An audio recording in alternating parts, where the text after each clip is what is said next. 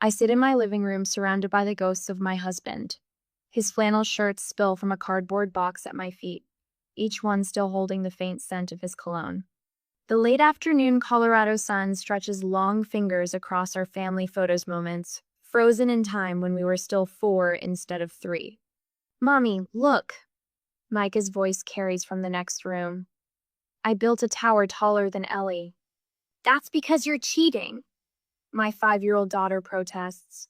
A smile tugs at my lips despite the heaviness in my chest. 3 months, and I still reach for David's hand in the middle of the night. The doorbell shatters the moment, and I twist my wedding ring nervously, a habit I've developed since the funeral. I'm not expecting anyone. I push David's shirts aside and make my way to the door. Patricia and Howard stand on my porch, my mother in, Law's lips pressed into what passes for a smile these days. Howard shifts uncomfortably behind her, eyes darting past me into the house. "We were in the neighborhood," Patricia says, though their home is 20 minutes away. I step aside to let them in, noting how Patricia's gaze sweeps critically over the living room, the unfolded laundry, the dishes in the sink visible from here, the scattered toys.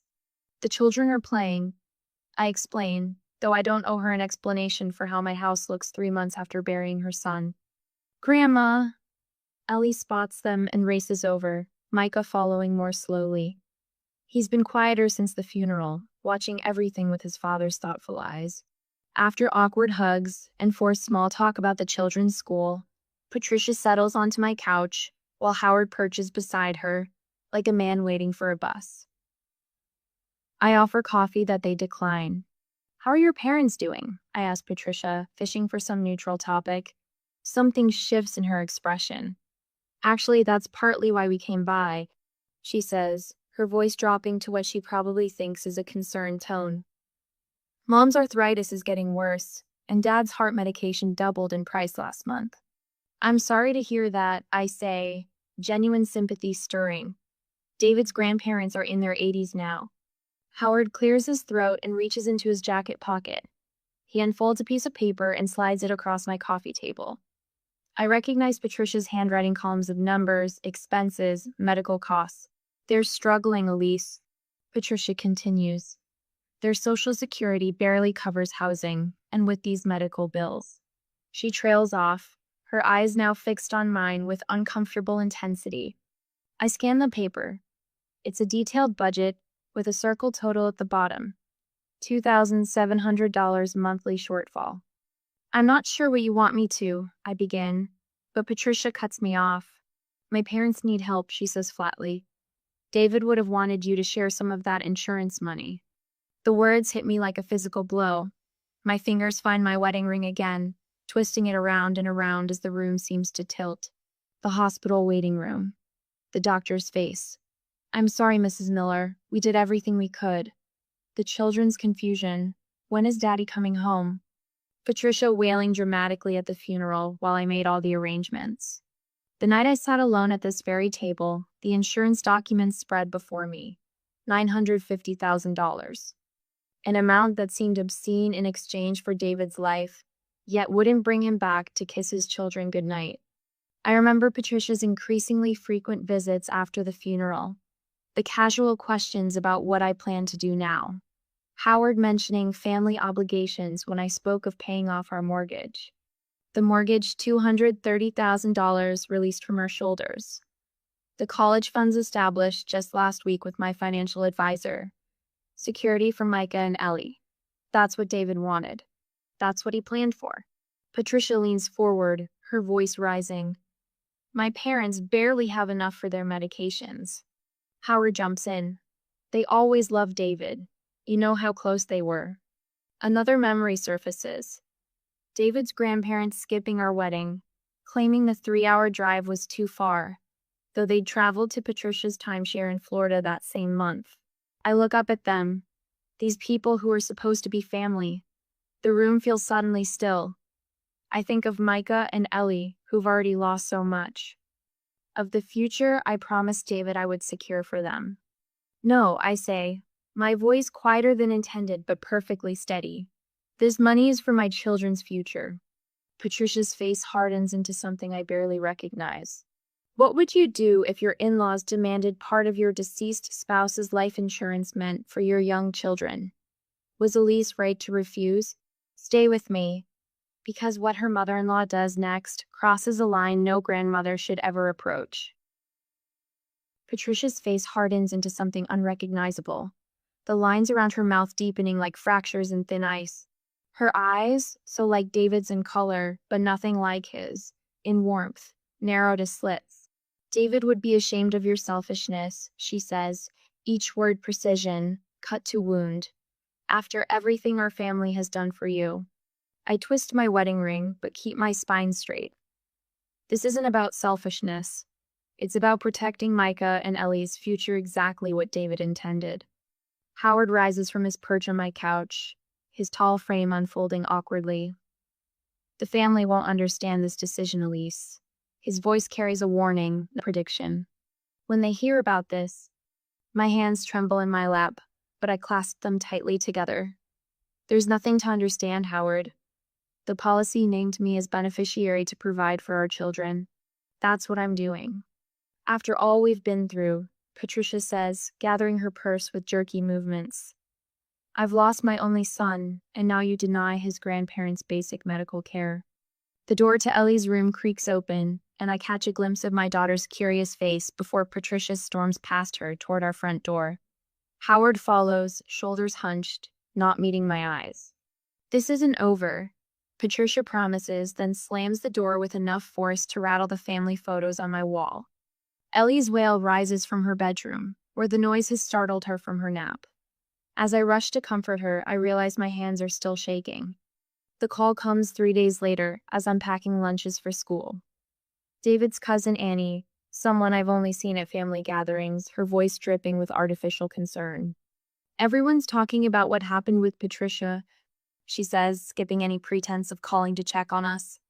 I just want to know your side before well, you know how people talk.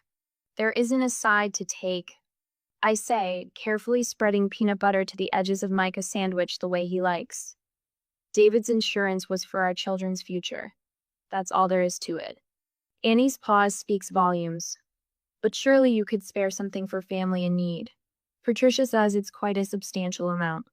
After I hang up, my phone pings with text messages from David's extended family people who didn't bother to bring a casserole after the funeral, now suddenly concerned about family finances. The Facebook notification comes as I'm walking the kids to the bus stop. Patricia's post doesn't mention me by name, but the intent is crystal clear. So heartbroken that some people choose to hoard family money while elderly relatives can't afford their heart medication. David would be devastated to see his generosity twisted this way. 27 sympathetic comments already, including one from David's Aunt Martha. We always knew she was after his money. Gold digger got lucky. Lucky. My chest tightens until I can barely breathe. Lucky to be raising 2 grieving children alone. Lucky to wake up reaching for my husband who isn't there. Lucky to be the target of a whisper campaign by the family who should be supporting us. By evening, Martha has left a voicemail so vitriolic I deleted halfway through, but not before hearing her call me a calculating opportunist who probably celebrated when the insurance check arrived. I spread the printed screenshots across our kitchen table, the table where David and I planned our budget every month, where we dreamed about our children's futures over late-night cups of tea. Now it holds evidence of betrayal from people who share his blood, but none of his decency. The doorbell rings, and I tense until I see Barbara's familiar silhouette through the frosted glass. She enters with a casserole in one hand and a bottle of wine in the other. Thought you might need this, she says, settling into a chair after glancing at the papers on the table. Word's getting around at the senior center. Patricia's been busy. I don't understand why they're doing this, I say, pushing the papers away. David would be furious. Barbara pours 2 glasses of wine without asking. Money brings out the vultures, honey, always has. A memory surfaces, clear as yesterday, sitting in this very spot, reviewing our life insurance documents after Ellie was born. His voice steady as he signed the papers. If anything happens to me, just take care of the kids. Don't let anyone guilt you out of doing that. His eyes finding mine, serious in a way that had made me uncomfortable then. Promise me, Elise. I hadn't wanted to think about losing him. Now his words feel like armor. I'm not letting them do this, I tell Barbara, something hardening inside me. I'm not letting them twist David's memory or threaten my children's security. Barbara reaches across the table to squeeze my hand. Good. What's the plan? My sister Kate arrives from Arizona the next morning, her fierce hug at the airport exactly what I need. By afternoon, she's helping me craft responses to the most egregious lies, her attorney background proving unexpectedly valuable.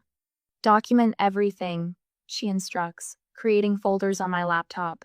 Every call, every text, every social media post. Mark, David's best friend since college, brings pizza for dinner and confirmation I desperately need. David told me exactly what the insurance was for, you and the kids, period. He worried about Patricia's influence even when he was alive. My financial advisor calls with reassurance about the trust structures we've established for the children. The children's therapist emails her unequivocal support for maintaining stability in their lives above all else. For the first time since the funeral, I feel the weight of decisions lifting slightly. I'm not alone in this. I stand at our kitchen counter, carefully photocopying the life insurance policy. My highlighter marks the beneficiary section where my name appears alone, precisely as David intended. I draft a letter calm, factual, addressing the misinformation without apologizing for protecting my children. Outside the post office, my hand trembles as I hold the sealed envelope. Dropping it into the mailbox feels like crossing a line, like choosing a path I can't return from. But as the envelope slides from my fingers, I hear David's voice again. Take care of the kids. That's exactly what I'm doing. I silence my ringing phone for the third time this morning. Unknown number. Same as yesterday. My attorney says I need to document everything. The children's cereal bowls sit in the sink as I rush Micah out the door. Ellie, grab your book bag, sweetie, I call, swiping the last of David's shirts from the floor. 3 months after the funeral, and I'm still finding his things in unexpected places. Each discovery is both wound and comfort. Micah appears, clutching his cleats. Do I have to go today? The tremor in his voice cuts through my morning rush. He hasn't been the same since Howard showed up at his last practice, cornering him while I was talking to another parent. Your teammates are counting on you, I say, kneeling to his eye level. And I'll be right there the whole time. The soccer field spreads before us, a blanket of 2 green turf beneath the flat Colorado sky. I scan the small crowd of parents. No sign of Howard's silver sedan or Patricia's rigid posture.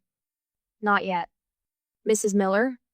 I turn to find Jen Matthews, mother of Micah's teammate.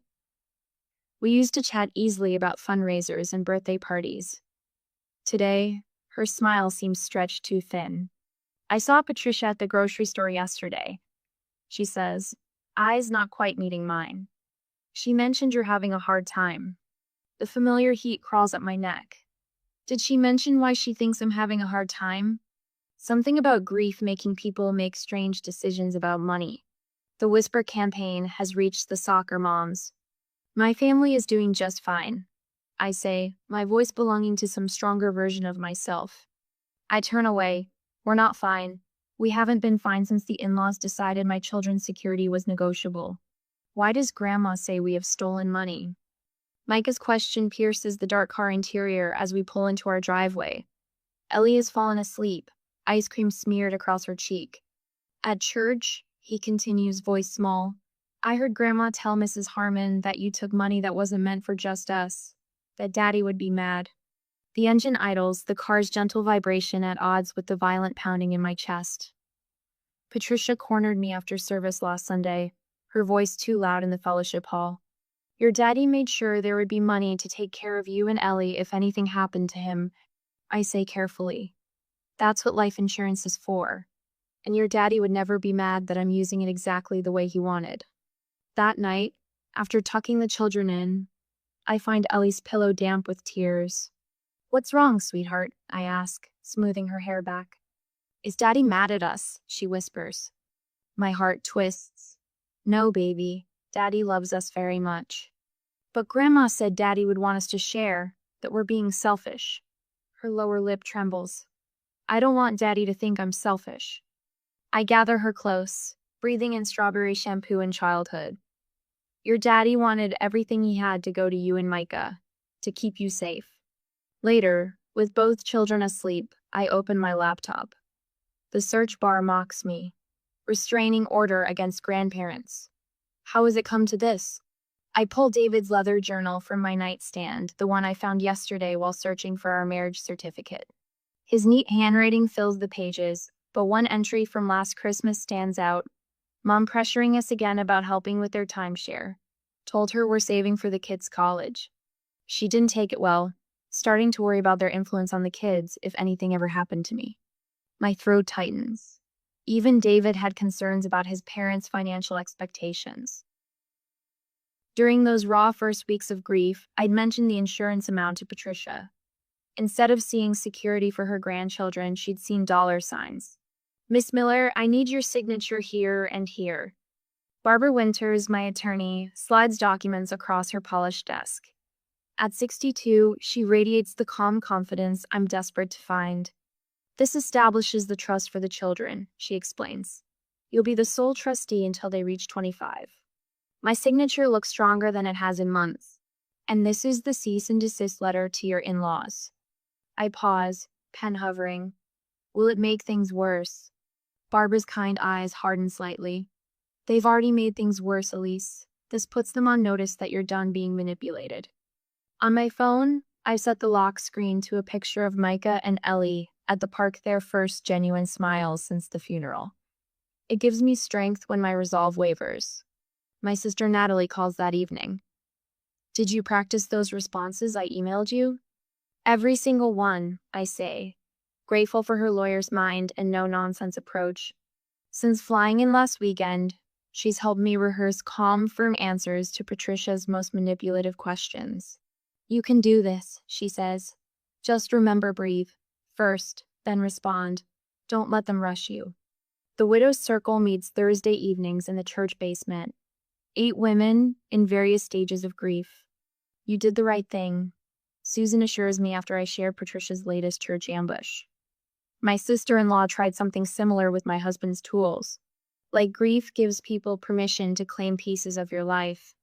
Eleanor, a decade into widowhood, leans forward. Dr. Wyatt, the children's therapist, said something that helped me. Sometimes limited contact is the healthiest choice, especially with family who refuse to respect boundaries. I've asked Sarah to come with Mark next time your in-laws visit. Carol, Mark's wife, says as we walk to our cars, safety in numbers. They're less likely to make a scene with witnesses. You don't have to. We want to, she interrupts, squeezing my arm. Mark would do anything for David's kids. So would I. The school's number flashes on my phone Monday afternoon while I'm tutoring. Mrs. Miller? This is Margaret from the front office at Lakeside Elementary. There's been an incident involving your mother-in-law. My blood turns to ice water. She attempted to sign Ellie out of class. When we explained she's not on the approved pickup list, she became insistent. Security escorted her from the building. The pencil snaps in my grip. Is Ellie okay? She's fine. Still in class. Your mother-in-law didn't make it past the front desk. I'll be right there. 20 minutes later, I'm staring at security footage of Patricia arguing with the school secretary, her finger jabbing the air. Through the office window, Howard can be seen waiting in their car, engine running. My hands shake so violently that I can barely sign the incident report. The principal watches me with concern. We're implementing stricter pickup procedures for all students, he says. But you might want to consider additional legal steps. I nod, unable to form words past the knot in my throat. They tried to take my daughter, my little girl. The line hasn't just been crossed, it's been obliterated. What would you do if your in-laws tried to take your child from school without permission? I now face the most difficult decision any widow could imagine. I've tried compassion, I've tried boundaries. But when someone comes for your child, everything changes. I want it all in writing. I tell my attorney, Claire. My voice doesn't waver like it did 3 months ago when I first sat in this leather chair, drowning in grief and confusion. Every detail of what they did at Ellie's school. Claire nods, her pen scratching against the legal pad. Afternoon light slants through her office blinds, casting prison bar shadows across the polished desk between us. "We'll document everything," she says. "The security footage is particularly damning. The cease and desist letter will go out tomorrow." I close my eyes briefly, remembering the panic that had seized my chest when the school called. "Your mother-in-law attempted to pick up Ellie today." The secretary's voice had been carefully professional, but I heard the undercurrent of alarm. She became quite insistent. "We have her on camera arguing with the staff. There was a man waiting in the car with the engine running." Later that evening, Mark runs wires along my baseboards while his wife Jenna keeps the children occupied with board games in the kitchen. "I'm putting a camera right here," Mark says, gesturing to the porch ceiling. "Full view of anyone approaching the front door." "Mom, why are there wires everywhere?" Micah asks, watching Mark work. His eyes, so like David's, track the white cable snaking along the ceiling.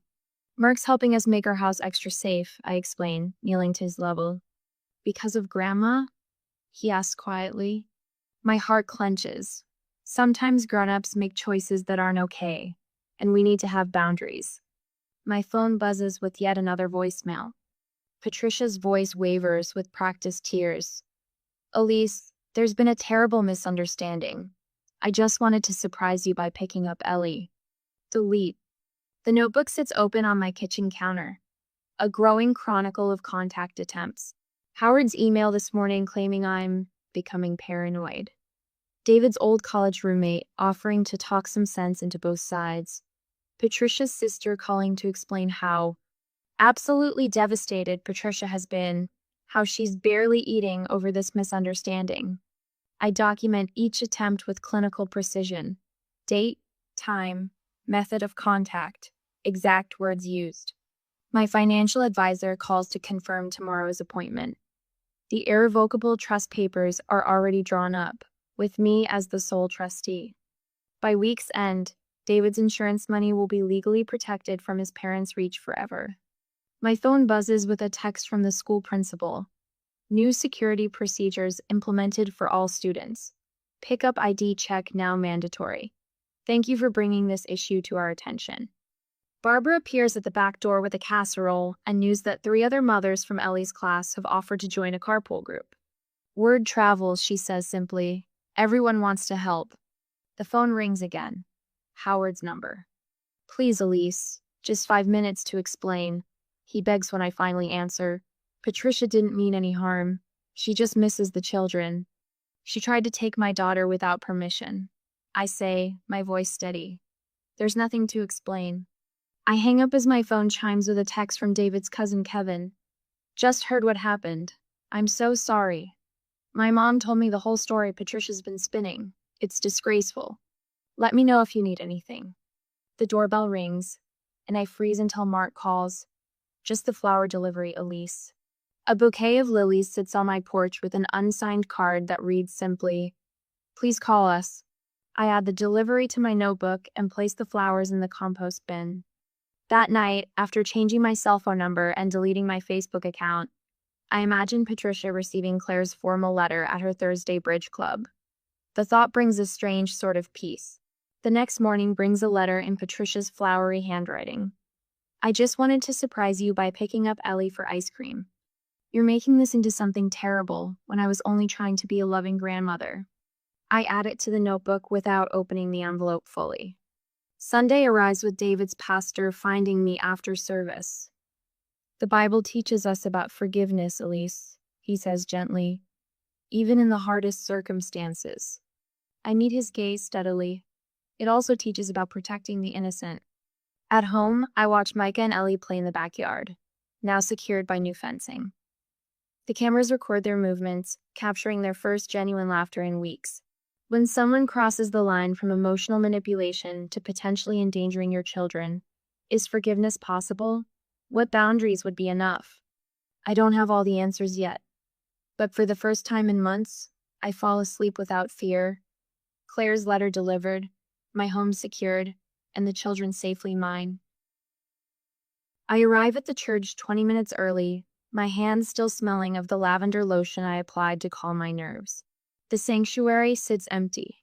Late afternoon light streaming through stained glass windows and casting pools of blue and amber across the worn pews.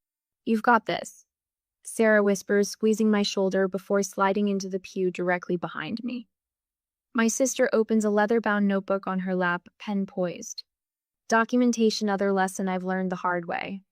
My children are safely at Barbara's house, building a fort from sofa cushions and blankets, blissfully unaware of this meeting. Pastor Jim emerges from a side door, his measured steps echoing in the empty sanctuary. He nods at me with cautious eyes. "Reconciliation is always worth pursuing," he says, settling across the aisle. The heavy wooden doors creak open, and Patricia and Howard enter. My breath catches. They've dressed as if for Easter Sunday.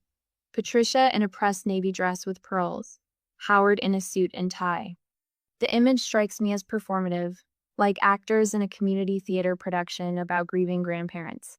Howard's hand rests at Patricia's back as they approach. Patricia dabs at her eyes with a pristine handkerchief before they even reach the front pew. "Thank you for agreeing to meet," Howard says, voice pitched for the pastor's benefit. I twist my wedding ring but catch myself, forcing my hands to lie still. This nervous habit belongs to a different version of me, a woman who didn't yet understand what she was capable of protecting. "Elise," Patricia begins, voice wavering perfectly, "we've been absolutely heartbroken. 3 weeks without seeing our grandchildren." She pauses, dabbing again at dry eyes. "David would never have wanted this division in our family." Behind me, I hear the soft scratch of Sarah's pen recording every word. Howard leans forward, elbows on knees. "We're hoping we can work out a compromise. Perhaps regular Sunday visits after church? Or maybe we could take them for ice cream once a week?" Pastor Jim nods encouragingly. Family connections can be healing for children who've experienced loss. Patricia seizes the opening. Children need their grandparents, especially when they've lost a parent. She extracts a photograph of David as a boy on his grandfather's lap. "Family is everything to us." Her voice drops to a confessional whisper. "And perhaps just a small portion of David's money for his grandparents. They're struggling with medical bills, and Micah and Ellie have so much now." There it is. The mask slips. I rise slowly from the pew, shoulders straight as if invisible strings pull me upward. When I speak, my voice carries clearly without raising it. 3 weeks ago, Patricia attempted to remove my daughter from her elementary school without my permission. I state this plainly. Patricia's mouth opens, but I continue before she can spin another narrative. The school has security footage of her arguing with the secretary, claiming I'd asked her to pick up Ellie for a doctor's appointment. Howard was waiting in the car with the engine running. I turned my gaze to Pastor Jim. My husband has been dead for less than 5 months. My children are still having nightmares. I withdraw the cease and desist letter from my purse, sliding it onto the pew between us. "This was delivered to your home 2 weeks ago. I assumed you would respect it." Howard looks away. Patricia's face hardens, the performance forgotten. "I'm here to be absolutely clear about my boundaries." My voice remains steady. "David trusted me to protect our children. That's exactly what I'm doing." I hold up one finger.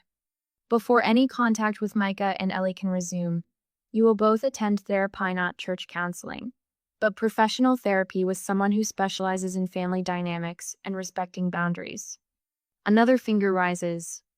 "There will never be any discussion of finances. Not with me, not with the children, not with extended family." A third finger joins the others. "You will send a written apology to every family member you've spoken to about my hoarding family money, correcting the lies you've spread." The sanctuary falls utterly silent. Even Sarah's pen has stopped moving. These conditions are non-negotiable. They are not the beginning of a negotiation. They are the entire negotiation. Patricia's carefully constructed facade shatters. Her face contorts, eyes suddenly dry and blazing. "You never deserved our son," she hisses, rising to her feet. "He would be disgusted by what you've become." Howard reaches for her elbow. "Patricia, please." But she jerks away, glaring at me with naked hatred. Pastor Jim's mouth hangs open, shock confirming what I already knew. She has shown her true colors to someone outside our close circle. I gather my purse without rushing. Sarah stands behind me, her presence a wall of support. I say nothing more. There's nothing left to say. I walk out of the sanctuary, back straight, steps measured. The heavy door closes behind us with a definitive thud.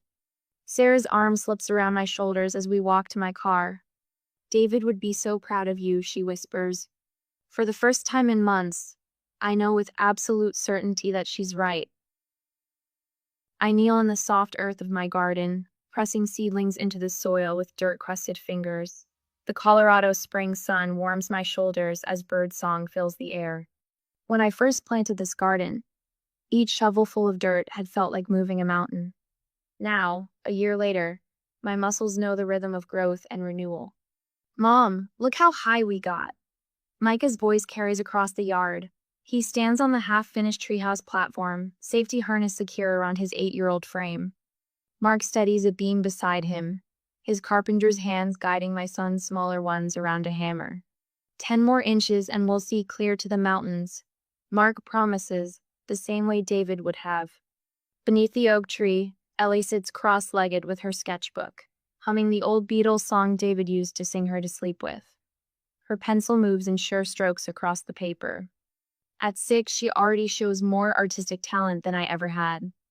I rock back on my heels, surveying our home truly ours now, free and clear. No mortgage, no cloud of uncertainty, just the sanctuary David wanted for us. Yesterday's therapy session loops through my mind. You're entering a new phase, Doctor. Winters had said, her eyes crinkling with approval. There's grief still, but it's not consuming you anymore. She's right. I can look at photos of David now without that immediate knife twist in my chest. Last week, I even laughed at wanting a ridiculous snapshot of him wearing Ellie's princess crown.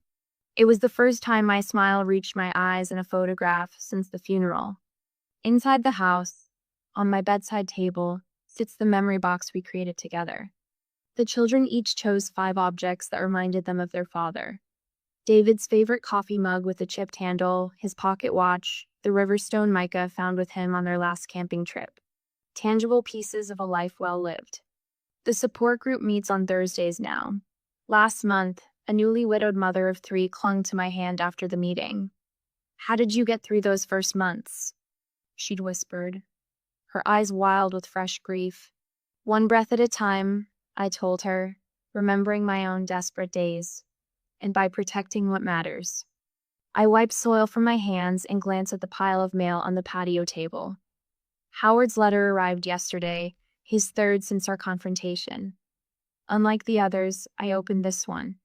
His handwriting, careful and measured, filled 1 page with genuine contrition. His therapist's business card was paperclipped to the corner proof of his commitment to our conditions. Patricia's name was notably absent from the signature. Some wounds may never heal, and I found peace in accepting that reality. Micah hammers another nail, his laughter floating across the yard. Dr. Jameson, their therapist, noted last week how much more secure both children seem now. It's a sound that was missing for so long after David died. Elise, calls a familiar voice. David's cousin Rachel appears around the side of the house, her 2 children rushing toward mine with excited shouts. I brought that children's cookbook I promised Ellie. That night, I host our Friday dinner hour new tradition. Barbara brings her famous apple pie. Mark and his wife Jenny argue good-naturedly about baseball. My sister Lauren FaceTimes from Arizona, considering a permanent move closer to us. The dining room table that once witnessed Patricia's manipulation now holds laughter, genuine concern, chosen family. I've learned that family isn't always blood sometimes. It's built from the wreckage left behind. At the Widow's Financial Literacy class I teach monthly, I share my story carefully. The David Miller Memorial Scholarship at Micah's school helps another child who lost a parent this year. The college funds for my children grow steadily, the future David envisioned secured. The sun begins its descent toward the mountains. As I settle onto the porch swing David built our first summer in this house.